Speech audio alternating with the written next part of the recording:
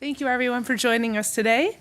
We're going to be talking about cash transfers in humanitarian settings, and we have an excellent panel of humanitarian practitioners which are here to give us some additional perspectives beyond the academic faculty that you're usually used to hearing from. My name is Shannon Doocy, for those of you that are joining us for the online webcast. I'm faculty with the Center for Humanitarian Health here at Hopkins. I'm going to start off today's discussion with a brief overview of where we are with the state of cash transfers and the evidence to support cash transfers. And then we'll move a little bit more into discussing where cash transfers are occurring and have a couple of examples from organizations that are implementing cash transfers in the field. We know that there's been a shift in thinking in cash transfers over the past decade or so, and so they're becoming more and more prominent in humanitarian settings. Even though they're discussed a lot, today they still only comprise about 7 to 10% of total humanitarian assistance, and they've been growing rather exponentially in the past several years, so we expect to see this trend increasing. UNHCR and WFP provide the most cash transfers when we look at which agencies are most engaged. And we see that where they are distributed globally changes quite a bit with the portfolio of humanitarian responses, but currently we see quite a bit in Yemen and also in the Syria regional response. And just to give you a feel for the amount of cash transfers that are going on, it's nearly $3 billion each year. So it's a considerable sum of money.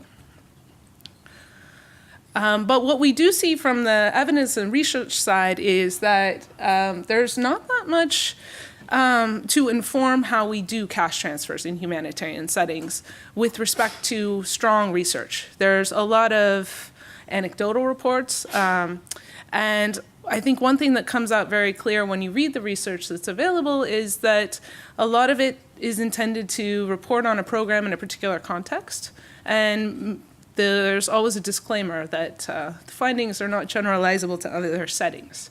And so really what's needed is a little bit more on how to best implement cash. So to give you an idea of where the research stands, there's been a variety of systematic reviews that have been conducted in the past several years. I'm just going to summarize quickly a review that we did looking at cash transfers in humanitarian settings since 2000. And we reviewed just over 5,000 documents, but you can see that the number that we included ended up being relatively small. So when you do systematic reviews, you're really looking for high quality evidence. So for our primary question, which was related to the effectiveness of cash-based approaches, we found that only 5 studies met inclusion criteria. And all of these focused on food security and nutrition, primarily because that's the sector where cash transfers have been implemented for the longest and at scale. So there's really a need for evidence in other settings and other sectors. What we did find in the review was that cash transfers and vouchers were both effective for increasing household food security or maintaining household food security. Different programs had different objectives. We also looked at the efficiency of cash-based approaches, and here we found that 10 studies were included. So one of the really important things about cash and why cash is moving ahead is because in theory it's more cost effective and cost efficient. And we know, since there's so many populations in need and the humanitarian funding isn't keeping up, that cash can really help us to meet more beneficiaries' needs. And here we found that for cash transfers, there's a lower cost per beneficiary than for vouchers or in-kind assistance, and that there's lower administrative costs in terms of program implementation as compared to in-kind assistance. So these are 2 really important reasons why we want to shift to cash. And for both cash and vouchers, we found there's positive multiplier effects in the broader economy. So if you provide cash instead of in-kind aid, you see broader economic benefits. And this is important in particular for refugee settings where host countries may be hesitant to have refugees. This is a way that you can kind of say, well, no, there actually are benefits to your economy if you're willing to take on this burden. We met We included 108 studies looking at factors that affected the implementation of cash-based approaches. And I would say these are really generous inclusion criteria. And here what we found was that the success of cash programs was really based on factors that drive the success of humanitarian programs in general. And this was resource availability, technical capacity, level of engagement, and market dynamics. So very oftentimes you'll hear that cash cannot be successfully implemented in certain contexts, or there's barriers to cash. And it turns out that a lot of the challenges in cash programming are going to be similar to those faced in humanitarian programming in general. With respect to health, which is one of our primary focuses here at the School of Public Health, what's interesting to know is that there's actually no studies that are done very well that look at the impact of cash transfers on health. So this means health expenditures, perhaps changes in health access or care seeking. So there was a recent systematic review that looked at specifically cash and health in humanitarian settings, and they found only 3 studies. And these were within the context of drought in Nicaragua and Niger. So not the typical kind of large-scale humanitarian emergencies that we think of and hear of kind of on a regular basis. And their conclusion was that the available evidence is of low quality and that there's a need for higher quality evidence in a diverse range of settings. And when you think about cash and health in particular, the major challenge is that cash can promote access, but for health and many other sectors, the supply side also needs to be considered. So just providing access isn't necessarily enough. You need to have services that are available. So one of the programs that we're working on now to address this gap is in Jordan and Lebanon in the Syria refugee crisis, looking at cash transfers for health. And we'll be doing that in partnership with a couple different organizations over the next few years, looking at a couple different types of transfers. So unconditional cash, where households can use the funds for whatever they would like to meet their most basic needs. And this is a very common type of cash transfer that's increasing in prominence now in humanitarian response. And then we're also going to be looking at conditional cash transfers, which is cash for a specific purpose, in this case for care seeking, to see if cash that's provided conditionally, so households have to show that they've been seeking care or purchasing medicines to continue to receive the transfers, would be effective in improving health. So we're just beginning that work now, and it'll be completed in about 2 years. But as far as we know, this would be some of the first work that looks at cash within the health sector. And so as I'd mentioned before, a lot of the evidence that's out there so far has been focused mostly on food security and nutrition. And there's also this movement towards the multi-purpose or unconditional transfers where we want to be able to show sector-specific impacts, but we haven't quite figured out how to measure those best. So I think that's another really kind of important area for future research. So with that, I'm going to finish my presentation and invite Lynn from CaLP to come join us. And Lynn has been with CaLP only for several months, since December 2015, but she brings 15 years of humanitarian health experience and has worked with a variety of organizations, and is now going to discuss a little bit on CaLP's newly released reports, The State of the World of Cash, which came out just several weeks ago. So, Lynn.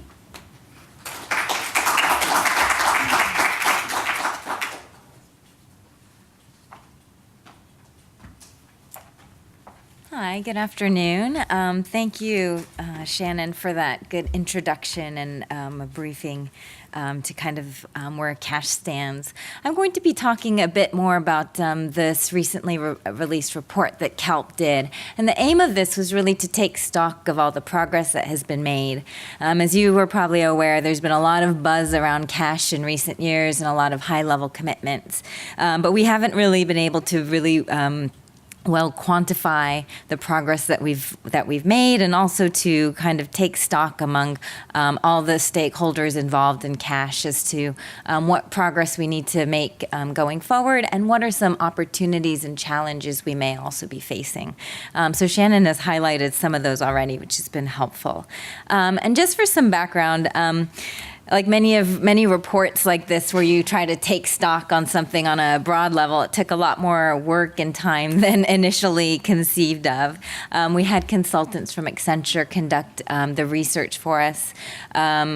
And it was done through key informant interviews from about 40 organizations, as well as a survey of about 240 aid practitioners. So we would have liked, I think, to have a bit more of a broad coverage. I think a lot of the geographic focus was much more in Africa and the Middle East, and we lacked a lot of engagement, let's say, certainly in the Latin American Caribbean region, and also in Asia as well. So those are some of we certainly have a lot of methodological gaps. I'm not sure if it would fully pass Shannon's kind of criteria as well. But in humanitarian parlance, as we say, it was kind of good enough. And we did have a steering committee of our key members to kind of examine the work and kind of ensure that it's reflecting where we feel we are in the community. So overall, I'm going to just briefly go over 4 areas. So 2 areas where we feel like we're making pretty good progress on cash, and 2 areas where we're making progress but probably just not enough. I'll also highlight a couple of the critical debates that present, again, both opportunities and challenges as we move forward. These have been kind of simmering, I think, for the last couple years, and hopefully we'll be able to tackle them more productively in the coming years. And then I'll just end with just some overall kind of broad brush recommendations on what we need to do moving forward. So on the first side, I think where it comes to the funding and the commitment for cash programming, we do see it quite strong. We have major donors like the UK's Department for International Development has committed to doubling cash transfer programming by 2025. ECHO from the European Union is also committed to increasing cash transfer programming by 35% this year. We also, while USAID is not as vocal on cash, I think they've been very supportive, not only just in their support directly to CaLP and to many of its partners, but they're also looking at ways that they can really make sure that the scale up of cash is done in a quality manner, that we have all the tools available. USAID also recently released proposal guidelines for the first time on multi-purpose cash transfers, and that's quite an achievement, I think, given some of the concerns that the agency has had when it comes to sectoral outcomes. So we've been very supportive of that. As Shannon mentioned, we have seen an increase. So between 2015 and 2016, there was a 40% increase in cash transfer programming, and that's considering both cash and vouchers, sector-specific and multi-sectoral assistance, just for your background. But we are concerned also with that the growth is quite uneven. Again, the UN agencies, particularly WFP and UNHCR, dispersing 2/3 of the funding. Also, in our study, we found that only about 30% of the organizations said that their growth in cash programming was more than 20%. So again, we see probably growth much more concentrated in a few agencies. We do also need to be getting better at tracking all this information. My colleagues in Accenture spend a lot of time digging through OCHA's financial tracking service to kind of find out exactly how much money is going to cash programming. So that remains a big challenge in how we're actually reporting and tracking that at a global level. Another area where we see some progress is in routinely considering cash programming, on an equal footing as other modalities. The vast majority of respondents in our survey found that they are more systematically considering cash as a response option. But one major challenge that we see is it's not being done systematically, and it's not well embedded within organizations, particularly at the country level.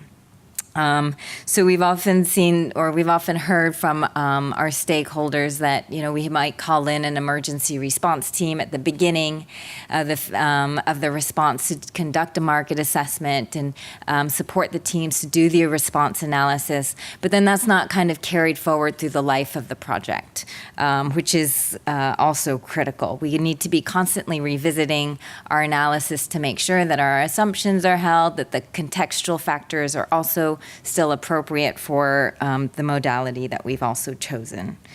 Some of the main barriers that we see in actually taking up cash transfer programming is the top one identified both in the survey and also through the key informant interviews was the perceptions of risk. So this is a lot about kind of the security context.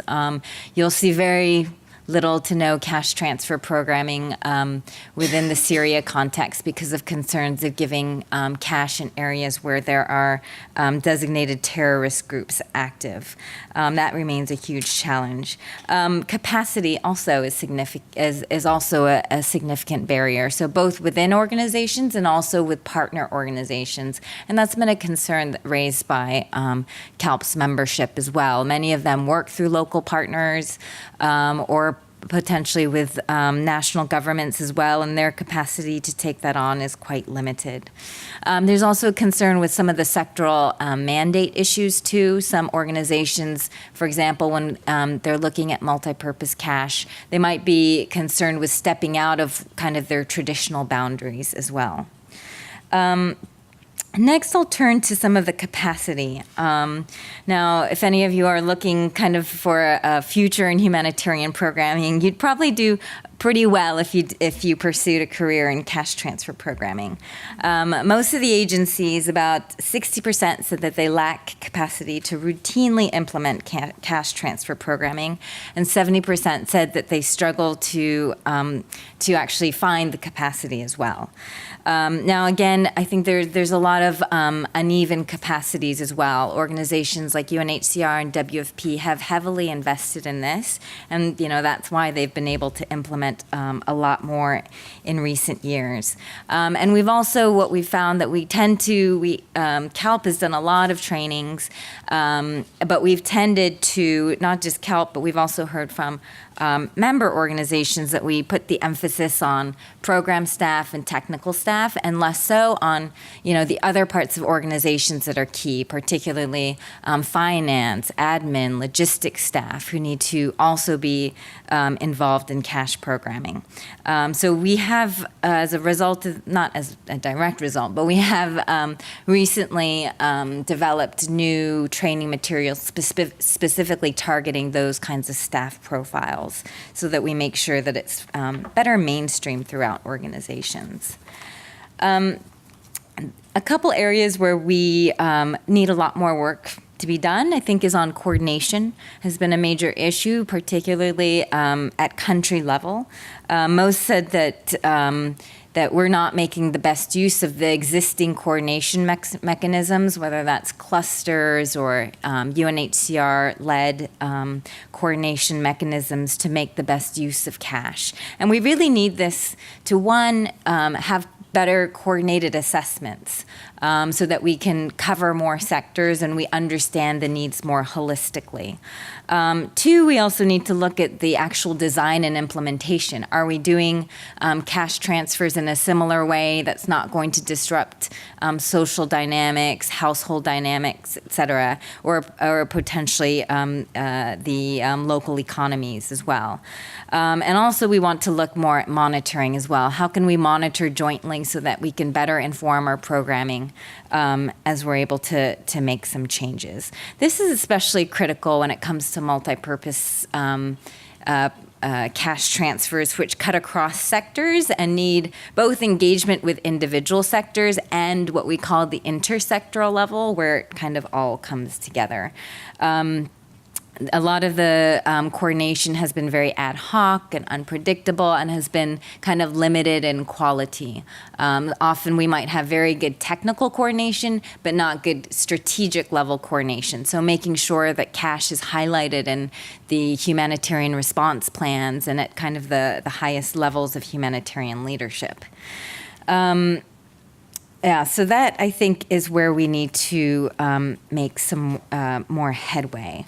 In terms of the critical debates moving forward, I think I've already highlighted this, as has Shannon, is where we is around multi-purpose cash transfers. There's been a lot of buzz about it in recent years, and perhaps maybe miscommunication or misunderstanding too, that cash is multi-purpose cash can be a silver bullet, when in fact that's not the case, and we have, again, very limited evidence. But this perception has also created discomfort, I think, among some sectors, especially those who are not used to doing cash transfer programming. But there are a lot of opportunities for us to do better, where we can coordinate better, work with some of the clusters. Again, UNHCR has been taking kind of a more of a basic needs approach, where it looks at beneficiaries and their needs more holistically. And so maybe that could be a potential way to bring more actors together. But we are also aware that the multi-purpose cash concept does kind of create some fear of kind of the business models that have been created in the aid sector. And we need, as CaLP, we've been working with all of our members and other stakeholders in cash programming to kind of cope with some of those disruptions that it will cause. Another one of the critical debates in cash programming is around the use of social protection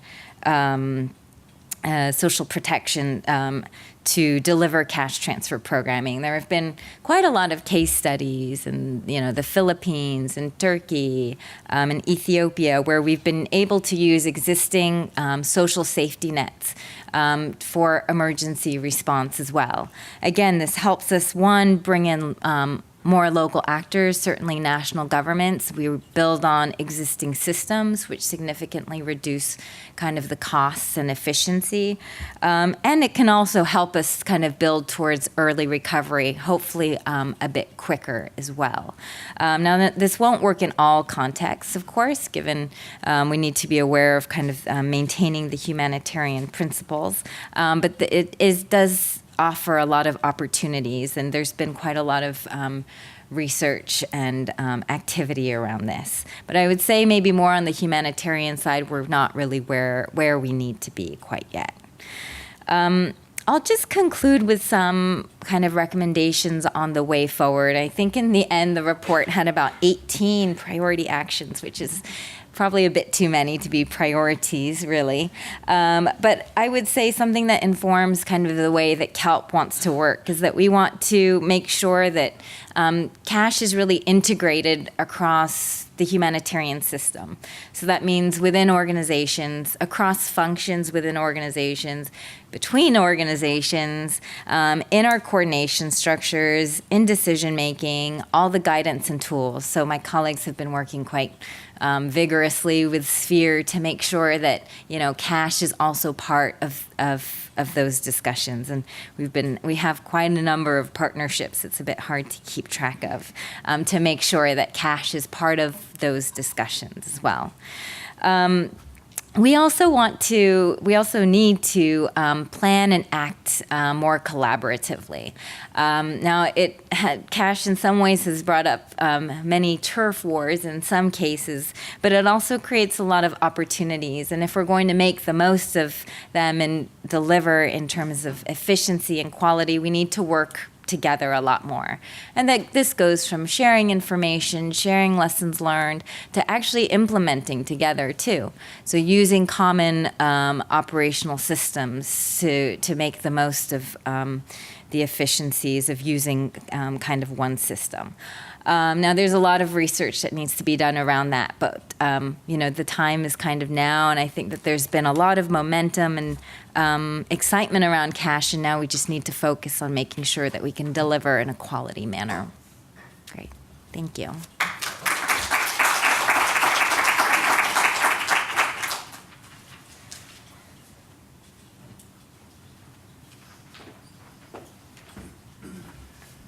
Okay, so now that you have a little bit of the broad spectrum view on cache, we're going to hear a little more in depth about two examples of cache programming that have been implemented by CRS. So first we're going to hear from William Martin, who is a technical advisor for cache and market-based interventions with CRS. He's going to be talking about the Rohingya response. William.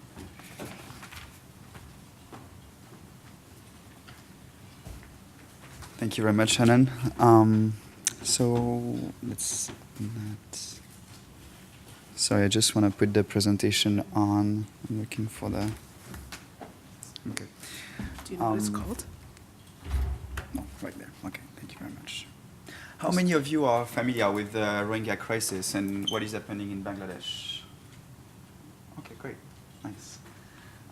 So I just came back from Bangladesh. I've been there for CRS and seconded to the coordination there in November and January, as well as my colleague in December. And I wanted to bring you, after Lynn's presentation, a little bit on the field with the example of Bangladesh to show you the challenges and opportunities to deliver cash in a humanitarian response. Just to give you some background information, Lynn shared with you how much cash is transferred globally across the world. So it's a little bit more than 10% of the total humanitarian assistance, and it represents $2.8 billion. CRS and its Caritas network last year transferred about $105 million of cash and vouchers through more than 40 countries. Just to give you a scale of what we are doing. And in addition of this example of Bangladesh, I'll try to link this example with the challenges refugees and forcibly displaced people face in general when they want to access cash. All right. Oh, here. All right. Scroll with the mouse. Oh, here we are. Great. Sorry. So for the people who are not familiar with Bangladesh, here it is on the map nearby Myanmar. And what happened recently is in August 25, some Rohingya insurgents attacked some army elements and police elements on Myanmar side. And it resulted in disproportional violence from the Myanmar army toward the Rohingya and resulted into a massive displacement of Rohingyas into Bangladesh. Right now, more than 900,000 Rohingyas are present in Bangladesh and living in refugee camps. On the map on the right, you can see where they are located in Bangladesh. So they are located in the South Peninsula of the country at the border of Myanmar. So most of them cross a river separating Myanmar from Bangladesh. And most of them live in a mega camp of more than 500,000 people. Just to give you an idea about this crisis, 3 weeks after the violence against the Rohingya, the UN declared it a textbook example of ethnic cleansing. So it's pretty bad in terms of impact on the humanitarian situation. And it's not new. When we are talking about ethnic cleansing, usually it's like an euphemism for genocide. And it means that on the Myanmar side, they had a systematic approach to try to exterminate the Rohingyas or deny their culture. It started as early as 1982 with the denial of their citizenship and the rights going with it. And violence started also in the 90s with displacement as early as the 90s of the Rohingyas, and then recently in August 25. In August 25, MSF did a research and they estimate that more than 6,000 people died during the violence and 300 villages were burned down by the army. Now, so we estimate the population of Rohingyas total at between 2 and 3 million. Now there are only 500,000 left in country. Most of them were forcibly displaced out of the country.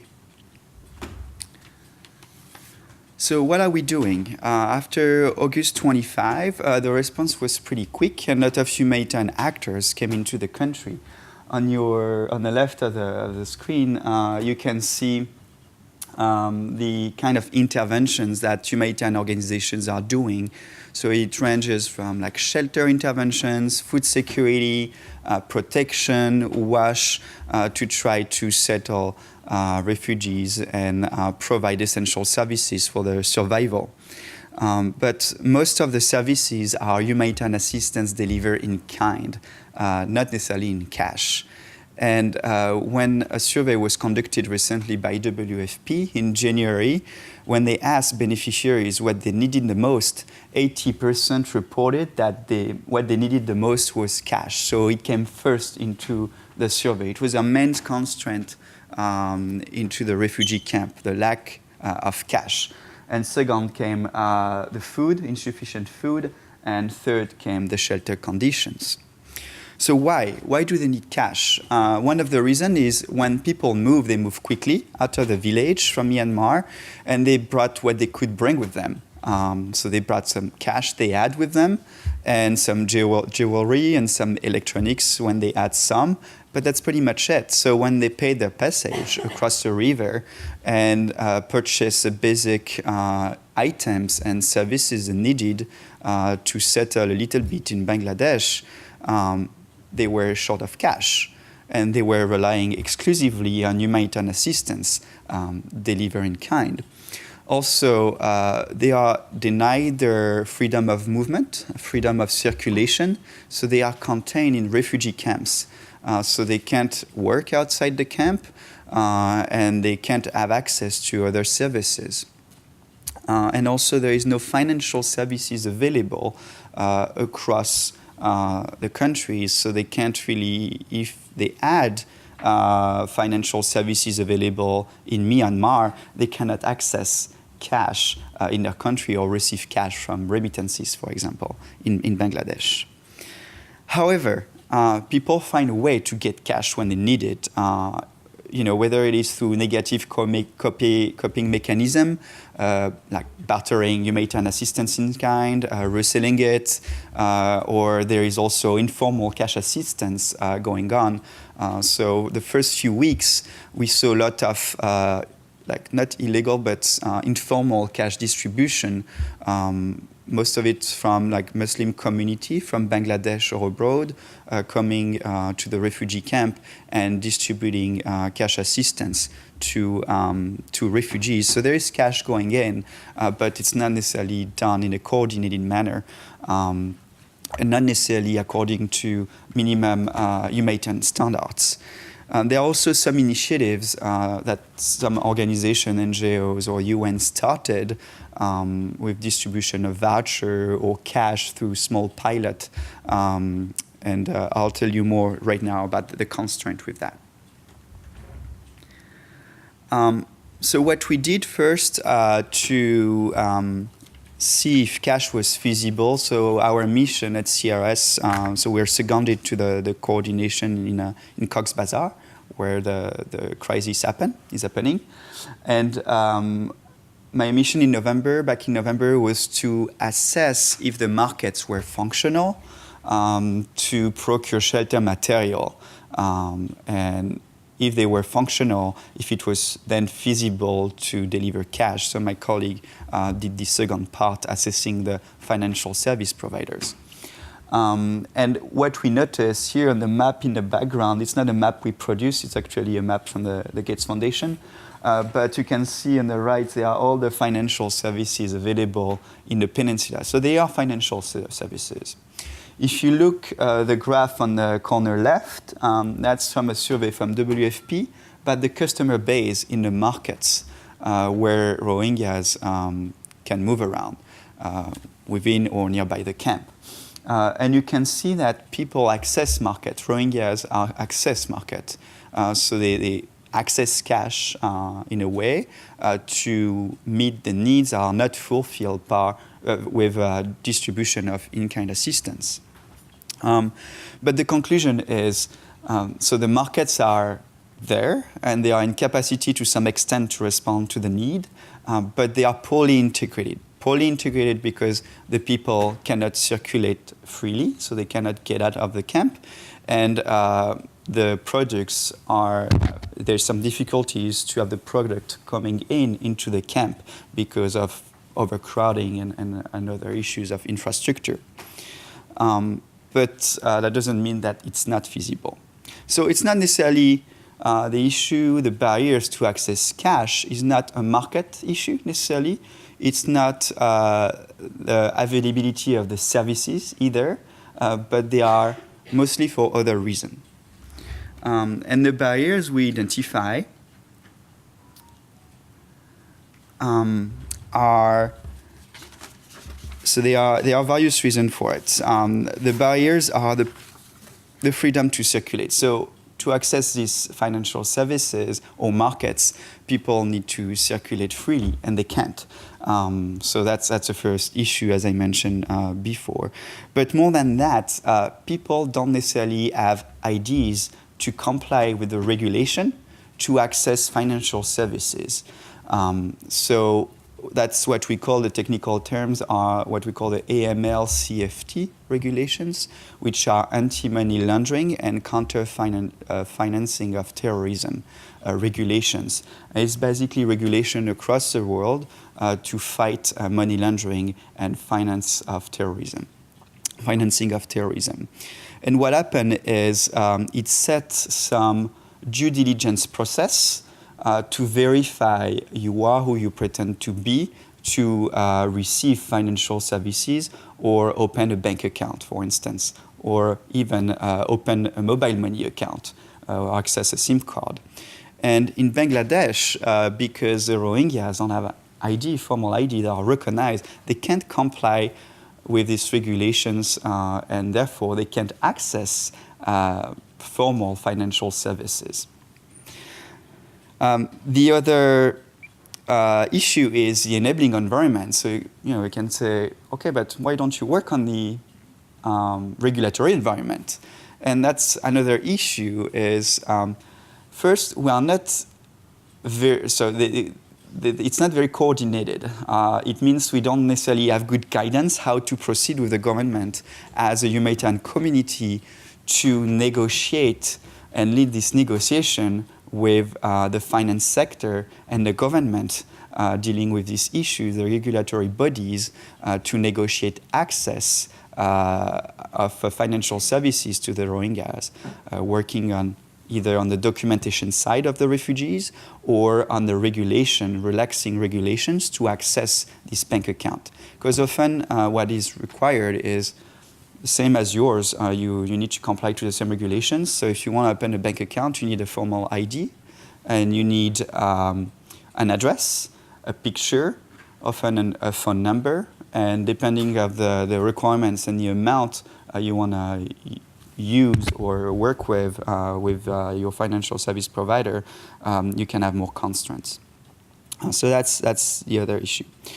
Then NGOs are pretty good at delivering cash in whatever context, but they are pretty bad at doing the business case for it with financial service provider, creating the incentive for the service provider to deliver the service to the refugee. That means, we come with the needs of the beneficiaries saying, oh, look, they need it, but we don't necessarily come with the profit these organizations can make providing services we need for the refugees and that the refugees need themselves. So it's getting better, but it's still a struggle sometimes to make the business case. It's also, as mentioned before, it's a very siloed approach as well, this emergency. So right away, at the inception of the crisis, you have teams deployed for emergency response. And cash is not necessarily the response per default. So people get on and start working on like shelter, providing in-kind assistance, and setting up pipelines for it. And there is a lot of justification also asked to do why we should do cash and how. And the time we provide these justifications, the pipelines for in-kind assistance are already in place, and it's then very difficult to put alternative systems. And there is also, finally, some risks associated to cash, or the perception of these risks. On the financial service provider side, they are often risk adverse, and that's what we call de-risking the balance sheet. They don't want to take the responsibility to not comply with anti-money laundering and financing terrorism. Therefore, they are very reluctant to try to find arrangement to provide services, even if there are a legal way to do it. They are not pushing strongly for it. And on the humanitarian community side, there are also some protection risk identified, serious one, real one, but they are not necessarily seen in a cost-benefit lens. So sometimes it could be the same protection risks you have for in-kind assistance, but because it's cash, sometimes people are very reluctant and they will say, no, let's not do it because it's associated to cash. And they don't necessarily do the cost-benefit analysis of if we do this intervention with cash and mitigate the risk and deliver timely, perhaps the benefits are more than the cost of doing in-kind assistance and perhaps takes more time. Just to give you an example, when I was comparing the in-kind assistance for shelter and our options for cash for shelter, when the first 3 months of the emergency, the target was to reach 100% of the needs of shelters for the refugees. So about 180,000 families to shelter. 3 months after the response, only 24% of the needs were covered by the pipeline, and only like 11% reported were actually distributed. So that doesn't mean, but when you look in the camp, people at shelter, all of them. So there are many explanations for this. First, the analysis of that is it's slow. So we need to find alternative and multimodal response to address the needs.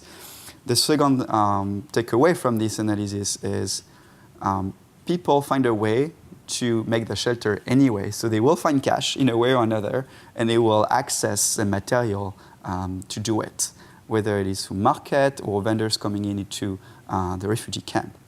And the third one is also, there is an issue with reporting. The shelter effort is underreported, so not everybody is reporting on what we call the 4W system to report what you have been doing in terms of shelter. But that doesn't explain anything. Then, here we are. What are the recommendations? So the recommendations are, you can still do cash. There are legal way to deliver cash to refugees. And some of them are what we call direct cash distribution. So it's just, come with a financial service provider in the camp and you distribute cash in hand. However, we don't really like this solution because it's risky and it allows less control on what the cash is spent on. So we do it because we think the benefit overcome the risk and the cost of doing it. But it's not a long-term solution either because it's kind of costly to set up this one-off distribution all the time. And we have a preference usually for digital cash transfer to get more control about where the cash is spent and more accountability. And also because it's less costly when you are doing multiple cash transfer. One of the other recommendation is the discussions on documentation of refugees. So these discussions on formal documentation can take months, if not years, sometime. So there were some recommendations we made that, while these discussions, while we are advocating for formal identification of refugees to access financial services, perhaps we can line up the requirements at our level until the regulatory environment is changing. To give you a concrete example, often NGOs are distributing humanitarian card assistance, which are not formal identification means, and they vary in quality and information on these cards. So one simple way to start to align with the requirements are to start to standardize this humanitarian assistance card that organizations are handing out. And trying to line them up with requirements for identification while respecting data protection and beneficiary privacy. So that's one of the solutions. So for example, having the name of the person and essential identification information on these cards. Finally, there is like the negotiation at the regulatory level. And that means trying to work, helping the government to analyze the risk profile of the population we are helping.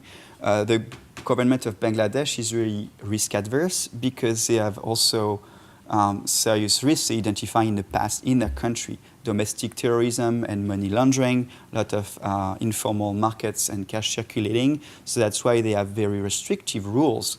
And we need to understand that. However, we can make the case for the Rohingyas and try to demonstrate that they are not representing the same risk profile as the risk they have, domestic risks they have in country. So that's another solution, another way to go forward to try to deliver cash. So in conclusion, what we see in Bangladesh is not specific to Bangladesh. That's really something refugees face everywhere in the world. And like right now, organizations are trying to tackle these issues at different level, whether it is at the central bank level, and they have an alliance called the Alliance for Financial Inclusion, where they try to tackle these issues. At the NGOs and UN level as well, there are some initiatives because it's not addressed yet. Refugees across the world, so there's 65,000 forcibly displaced people around the world, including the 25 million refugees. The average of stay of displacement is 18 years in camps, not necessarily in camps, 18 years of average of displacements according to UNHCR. So these people right now don't have access to financial services. So all these barriers need to be overcome, and there's a discussion going on, and hopefully we'll see the results in a few years, I hope. So that's it.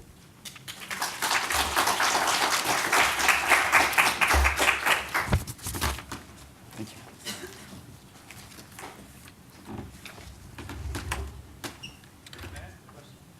So we're actually going to hold questions till the panel, sorry. So now we're going to hear from Dina, who's also with CRS as the head of their Emergency Food Security, Livelihoods, and Early Recovery team. And Dina's going to tell us a little bit about CRS programming in Greece.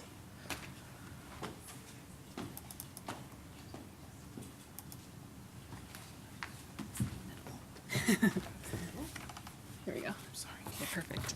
Thanks, Shannon. So I'm Dina. I work with William also on our market-based rapid response and recovery. I'm going to talk briefly about this particular case in Athens where we had to scale up quite significantly the cash transfer programming that we were doing. So I think it's kind of telling in terms of the kinds of operations and the thought and the preparation that has to happen behind the scenes in order for cash at scale to be able to happen. So you all are, I'm sure, familiar with the Greek or the European migrant crisis, but where I'm talking about right now is the flow of migrants. This is dating back to 2015, where there were like 3,000 people a day that were coming in on the Greek islands, on the shores of the Greek islands. In March 2016, the borders were closed throughout the EU, and there was also agreement between the EU and Turkey, and that sort of stemmed the continued flow of migrants.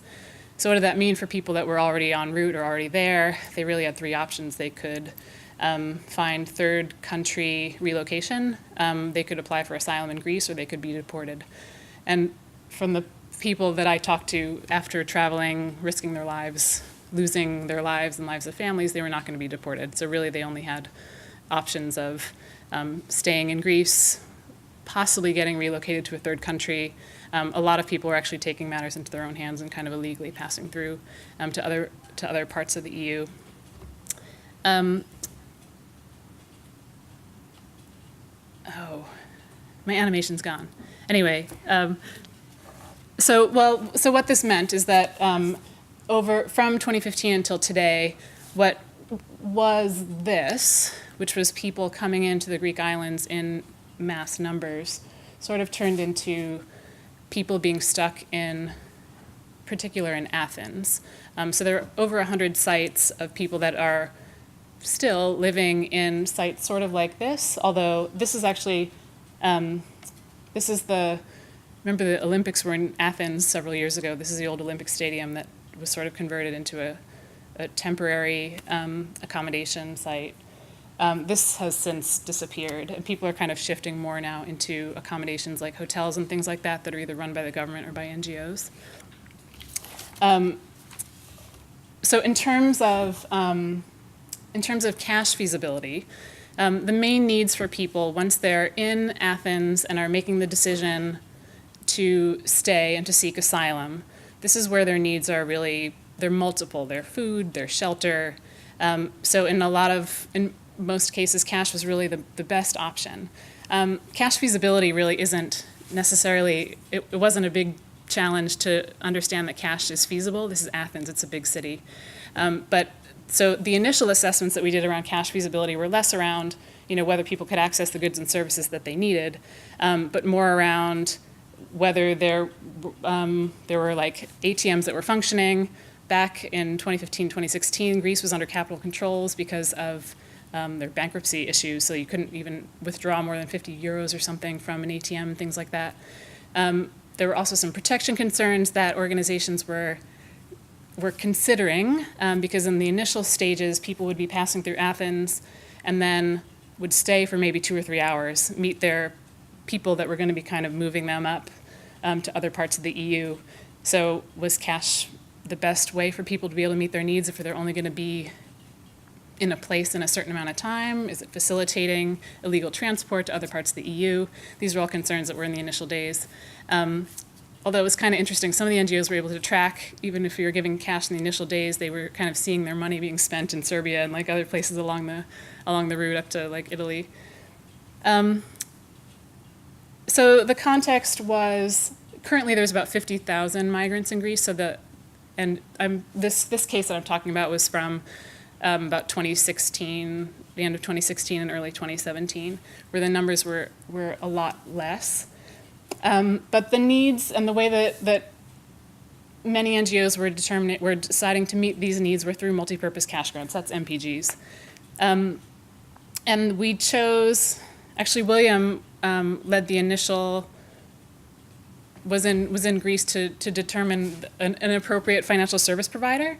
So Prepaid Financial Services, which is a UK-based company, it was the financial service provider that we chose. And we issued prepaid debit cards or prepaid cards to people, both in sites like this and then also in accommodations. And it ranged from there are different amounts of money depending on how many people. Dave wants to tell you about this graph. Depending on how many people are in the household, so 90 euros for one person up to 350 if you were also receiving some kind of in-kind food. Like people that were staying in hotels were also receiving hot meals. So the amount of cash that they received was a little bit less. Versus if you were in a site like this, you weren't receiving anything, 150 I think is for one person up to about 550. So this case that I want to talk a little bit in more detail about is just the factors that went into this scale up, because suddenly CRS and Caritas partners were asked to pretty much quadruple the amount of cash that we were providing in about 3 weeks. So in both December 2016 and then again in February 2017. So a couple of the factors, some of the factors that we found to be really important. Preparedness was really critical. And if you're following some of the cash literature, this comes up a lot, and it's a huge challenge because, for one, you can't predict where something's going to happen, right? You can identify where are high-risk areas. And for two, funders only sort of like it. You know, like they recognize that investing in preparedness will have stronger gains in the end, but if you're choosing between responding to an emergency or investing in preparedness, donors will obviously respond to an emergency, so funding can be a challenge. But I wanted to highlight really three things that I think were really critical to our preparedness. One was the leadership and the buy-in. So you can imagine if you're the country representative of CRS Greece or Caritas Greece, and you have done a cash assessment, cash feasibility assessments, and you've talked to beneficiaries, persons of concern, and you know that cash is the most appropriate response, but funding is not yet there for that.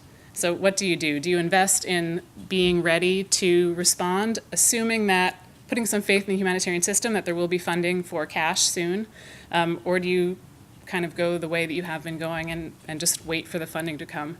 And I think this is one of the biggest lessons we had actually was, if you know cash is going to be, if they knew that cash was the best way of assistance and they could do some advocacy around that, so they started to invest early, and that was actually really huge.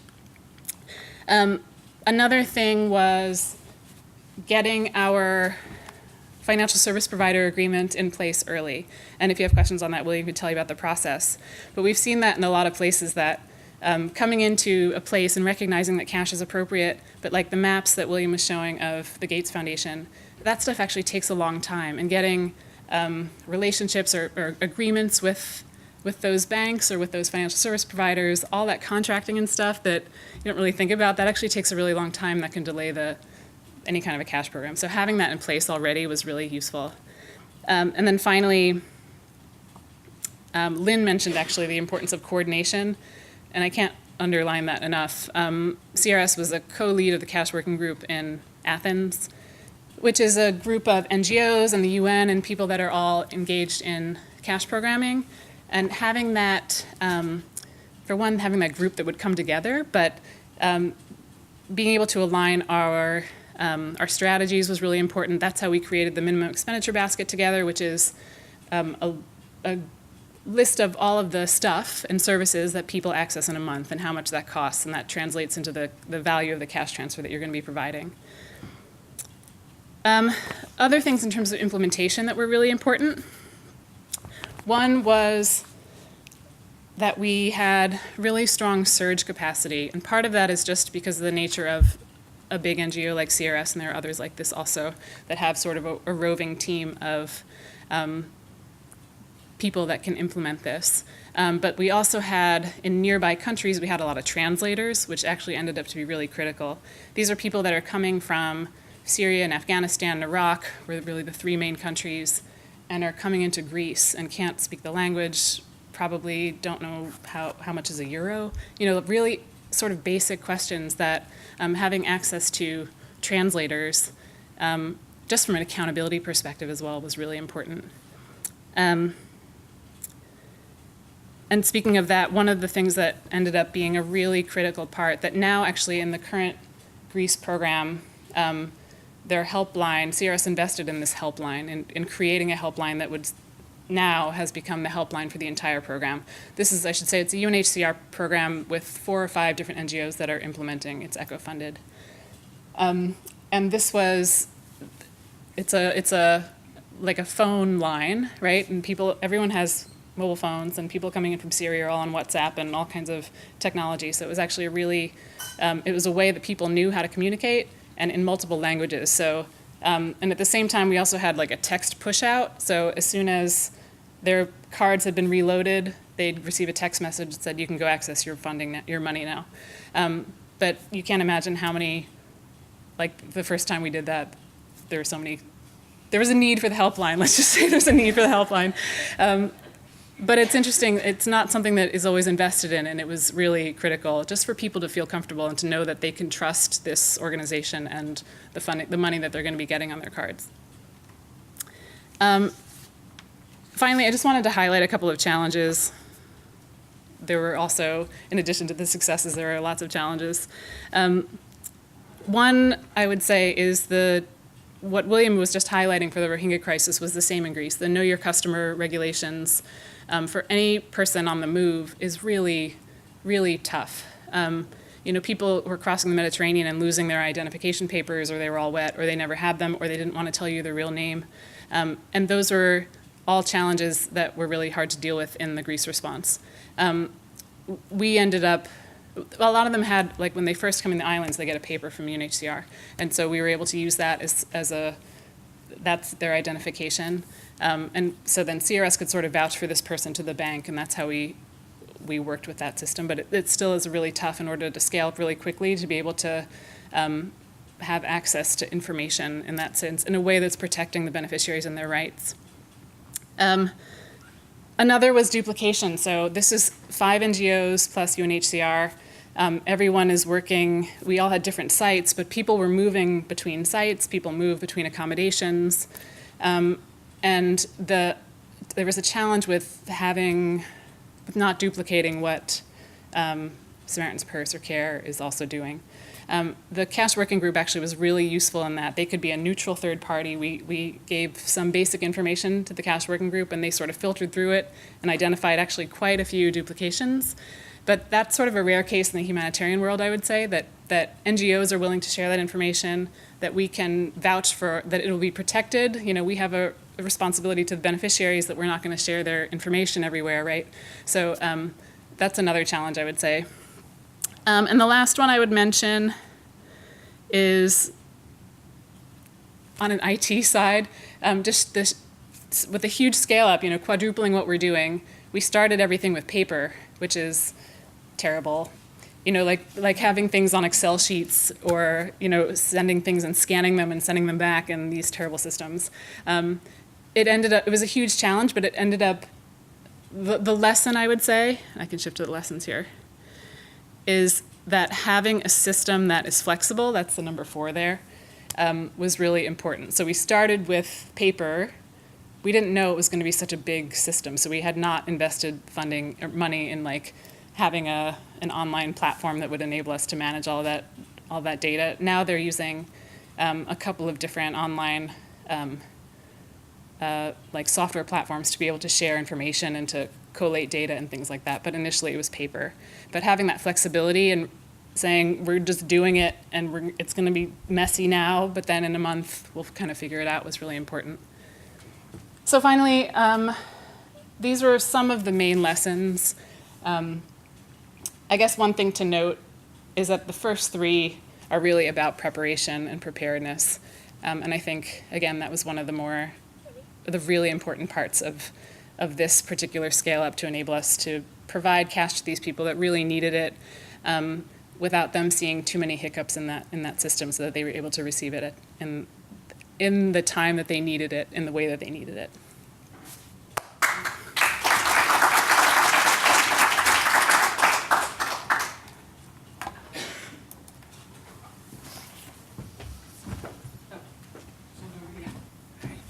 So thank you, Dina. I'd like to invite the panelists all to come up, and we have a few minutes left for questions. So for those of you that have questions, we're going to ask that you use the microphones that are on the side of the room. I know there was one question that we had put off from the Rohingya presentation, so I don't know if you'd like to, we can begin with that.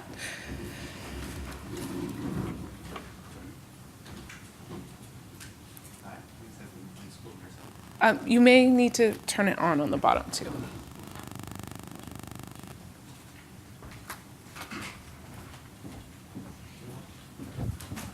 Hello. Hi, my name's Hasmin from School of Nursing. I hope this doesn't come off as combative, the question. So just about CRS programs in general, I know that just from personal experience, their values sometimes conflict with some current best practices. So I'm thinking of one particular example I saw in Lesotho with an HIV education project where they did not allow condom distribution. So I'm just wondering, as cash-based transfers move forward, and CRS's control over where that money goes afterwards and what individuals use on it, how that may conflict with some of CRS's values, and if there's anything that you could think of that they would do about that. That's a good question. I'm glad that's you asking it and not my supervisors at CRS. Dina, would you like to answer on that? Yeah. It's not an issue, actually. The way that we are currently tracking the use of multipurpose cache is looking at general well-being. Are you able to access your basic needs now versus what you were able to do a week ago before you had this cache? The U.S. government, OFDA, our Office of Foreign Disaster Assistance, the way that they're tracking multipurpose cache is straight numbers, like how much cache has been distributed, but also do you have access to shelter? Do you have access to wash? Do you have access to like these basic needs? So that's how we've been tracking the use of cache. It hasn't come up. First time I hear this question, but that's a good question. But just to give you some numbers also, not everything is used for multi-purpose cache. So if you look at our Caritas network, for example, I think we have like 25% is used for food, 20% for shelter and NFI, and only 15% is multi-purpose cache actually. So that's eventually if there is use of the cash to purchase condom, it would be within this like 15% range of multi-purpose cash. But yes, honestly, that's the first time someone asked me the question. I need to dig deeper into it. Hi, Kellogg Schwab, Johns Hopkins School of Public Health, and also working on water, sanitation, hygiene, and menstrual hygiene management. My question is kind of on the supply and demand side of things with this cache-based. And, Bangladesh obviously has its own challenges in there, and also Greece, which is interesting because of Athens with that. But this use of the money that comes in and then having the right amount of materials needed for the individuals as we go to a cache-based approach, and especially perhaps those groups of individuals that have marginalized needs, say women or those that are trying to also have access to mental hygiene management, et cetera. Do you see this as an approach where all those are inclusive and that we're not kind of skewing this in a way where the resources don't go to where they are truly needed, and how we can then study this in a way with an evidence-based approach? Because I also thought the comments of the kind of, unfortunately, a lot of this is anecdotal. We're trying to develop here at Hopkins ways to then identify, research, and disseminate back out. So I'd like to get your thoughts on that process as we go forward with the kind of equitability of this open access cache versus some of the other approaches that you've seen in the field, in the trenches. Yeah, I think, so first the sector really professionalized because donors ask a lot about the justification and all those things. So what happened is from the need assessment and market assessment up to the post-distribution monitoring, we are able to track, this kind of supply and demand issue. The need assessment tell you how much you need to supply, and then we see on the field the effect. And that's why we are doing this post-distribution monitoring. And this post-distribution monitoring usually readjusts the response. It question ourselves, like if we have done good or not, and what more needs to be done. That's for the methodology part. Do you have any other comment? Yeah, from a water perspective, the WASH cluster and the shelter cluster just came out with a position paper around cache, and they are cautiously optimistic about the use of it. But I think it brings up a really important point that often until recently, the way that we've been talking about cache is that it's like multi-purpose cache or nothing. And I think that's actually not a useful way of looking at cache. Like what we're finding more and more is that where people have varied needs and that we've done our due diligence and we know that women have access to markets and the protection concerns are taken care of and that people will be able to meet their needs if we give cache. Often you can give multi-purpose cache and then something else. So we could do cash for people to meet their varied needs, and then a voucher to access hygiene items, for example, or some kind of other services that are in addition to just to cash. And we're trying to gather now more evidence around that kind of response. And I actually think that's a more useful way forward than, I mean, in some cases people can access and will access all their needs just from a cash response. But in a lot of cases, it doesn't replace the need for, you mentioned it earlier, Shannon, like, technical services and how do I use this, especially in an emergency. And there's just a last comment on that. There's also like our major concern when we are responding in emergencies, trying to deliver at scale and timely and quality. So you weigh in, all these parameters in your response. The supply and the demand is one, but it's not the only one. There is also timeliness is critical to save lives in the first 3 weeks, as well as the scale and quality. So, it's all like all the question we ask, it's like, oh, do we do blanket or should we do targeted? And we consider all these parameters when we are answering. So there is no perfect solution, but that's, the benefits, again, are higher than the costs. Nepal was actually a good example after the earthquake in Nepal, that organizations were given the option of taking in-kind roofing sheeting or taking a cash. So that people that were already starting to self-recover, which was quite a few, you mentioned like all the people that had their shelters, even though we weren't giving it to them, right? They would opt for cash so they could buy their own if they had access to it. If they were way up in the Himalayas and they couldn't get it, then they were opting for the sheets themselves. Hi, I'm Mirza Logics, graduate student at School of Public Health. I believe you mentioned that in the case of Syria, the current use of cash is very limited due to concerns about potential use for terrorism. Could you expand on that a little bit and maybe to other conflict zones, if that's the case in other parts of the world? And my second question is, have you seen any cases of local, like host countries or economies exploiting the cash program in sense of price gouging or local criminal organizations somehow taking advantage of these vulnerable people who now have certain financial assets? Thank you. Just not for Syria, but in general, like the risk linked to terrorism. So for the US, because of the Patriot Act, we have actually legal accountability as NGO. So if we do fund terrorism, we can be accused of funding terrorism. So so that's pretty serious. And that's why there is this, what we call de-risking the balance sheet and the bank level. Like they don't want to take the risk with NGOs if we are not able to provide the guarantee that the money will not fund terrorism. But there are discussions going on, so that's the issue of that. And our obligation as organization is to report to the financial intelligence unit of the country in case we have suspicion of misuse of cash, either for money laundering or terrorism. That's our obligation as an organization.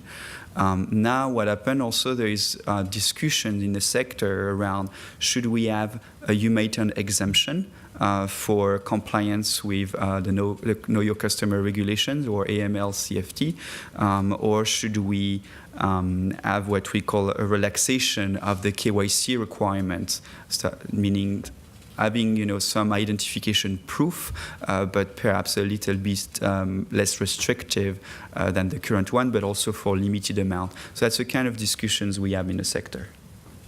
Yeah, on Syria, I think this is one case where we've heard directly from partners, from implementing organizations, and from OFTA, that, which is part of the U.S. government, the arm that provides humanitarian assistance, is that NGOs had actually proposed to deliver cash programming in, and this is non-voucher program specifically, but that OFTA actually said no in that case, and they asked them instead to use vouchers specifically so that they can better control and again be accountable. There was that risk, of course, that the money could get into the hands of terrorist designated groups potentially, and from OFTA's perspective, they didn't see it was worth the risk. I think I've also heard that this has been a bit of an issue in Iraq, and this is specifically with USAID. There is quite a lot of cash programming happening in Iraq. Other examples, I think my CRS colleagues would probably have a better picture as well. There's a lot of cash programming actually ongoing in Somalia. Northeast Nigeria has largely voucher programs, but also cash programs. So I think it kind of goes down to the systems that, like any project, right? Like the systems that you have in place, the due diligence you've done, you've talked to the communities and they know what's coming and how much and when.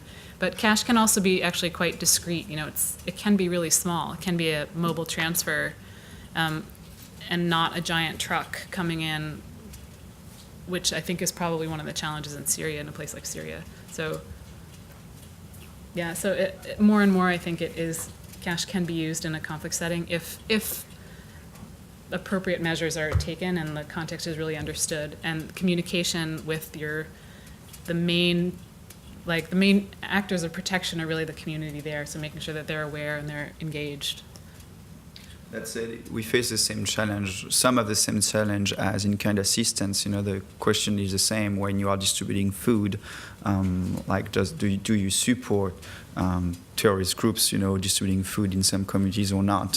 So some of the challenges are the same as other assistance, but some of them are obviously specific to cash, related to money laundering and the misuse of cash and our responsibility for that.